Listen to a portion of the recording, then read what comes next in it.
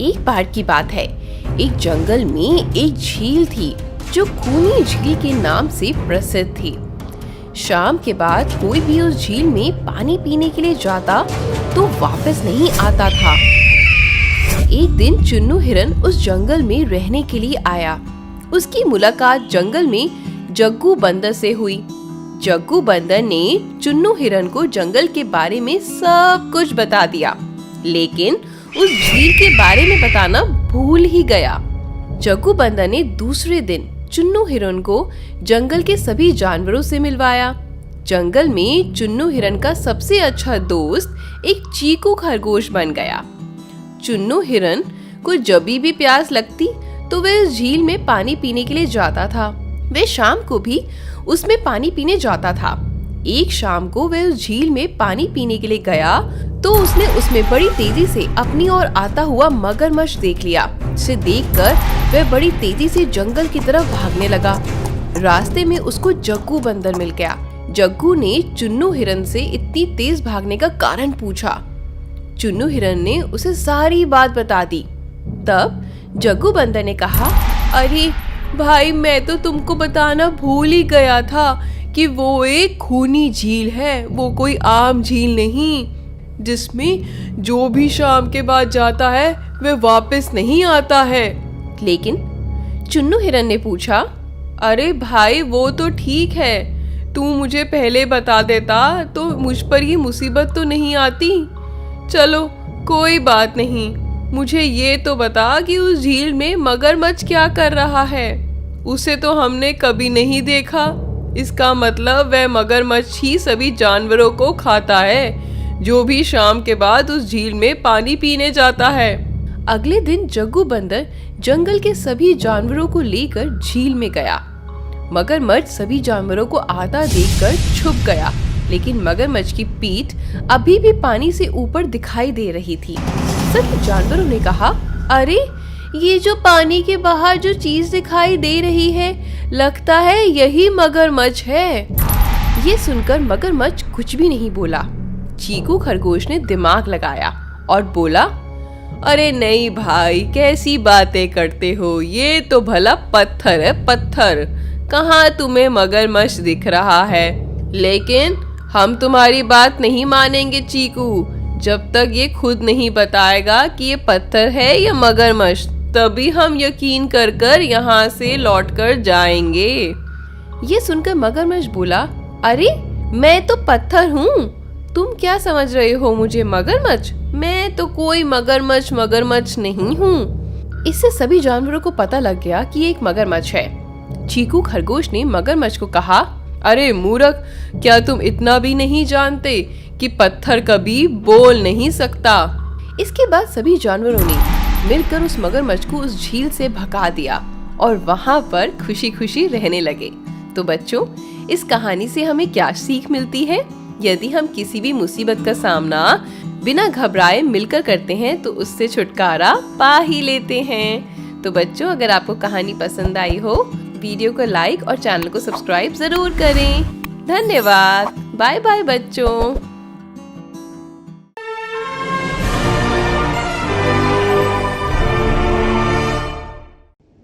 नागलोक में नागराज अपने परिवार के साथ खुशी खुशी रहता था।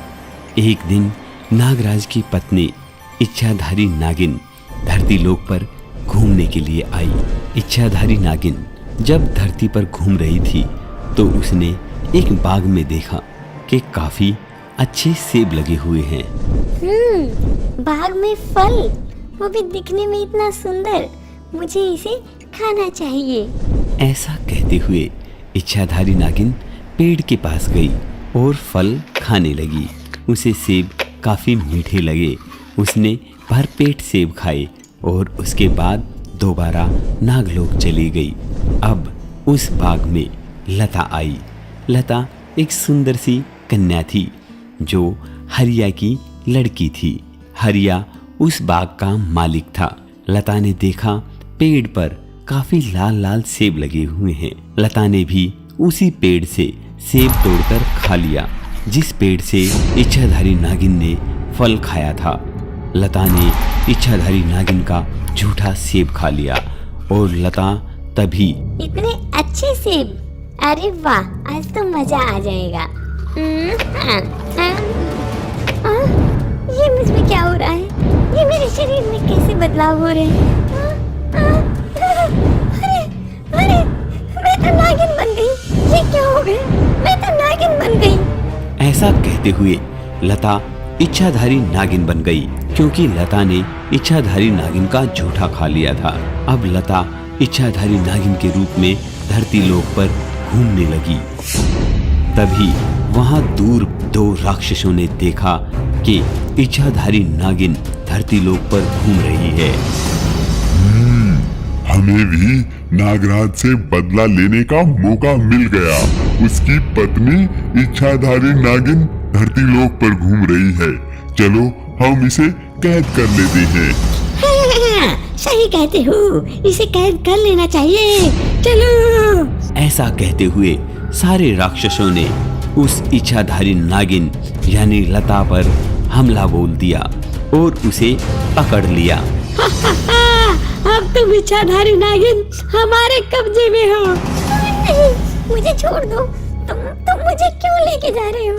आखिर तुम लोग हो कौन? अब तो मजा आएगा। अब हम नागराज से अपना बदला लेंगे। नहीं, तुम मुझे छोड़ दो। राक्षसों ने लता को पकड़ लिया था, क्योंकि उसने इच्छाधारी नागिन का रूप ले रखा था और ऊपर से राक्षस भी चाहते थे कि वो नागराज से अपना बदला ले। इसलिए उन्होंने उस इच्छाधारी नागिन को चारों तरफ आग जलाकर बीच में कैद कर लिया। उनमें से एक राक्षस बोला, अब हमारा बदले का सही समय है। हम इस इच्छाधारी नागिन को मार देते हैं ताकि नागराज से हमारा बदला निकल सके।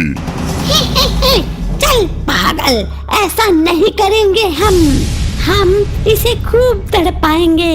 उसके बाद ही तो हमारा बदला पूरा होगा। वैसे भी नागराज हमारा सबसे बड़ा दुश्मन है।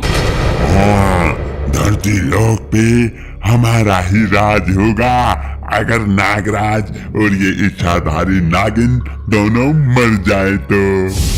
नहीं, मुझे छोड़ दो। ऐसा मत करो, मुझे जाने दो। इच्छाधारी नागिन की आवाज सुनकर वहां से जा रहे नागराज के एक दूत ने देखा कि उन लोगों ने नागराज की पत्नी यानी इच्छाधारी नागिन को पकड़ रखा है।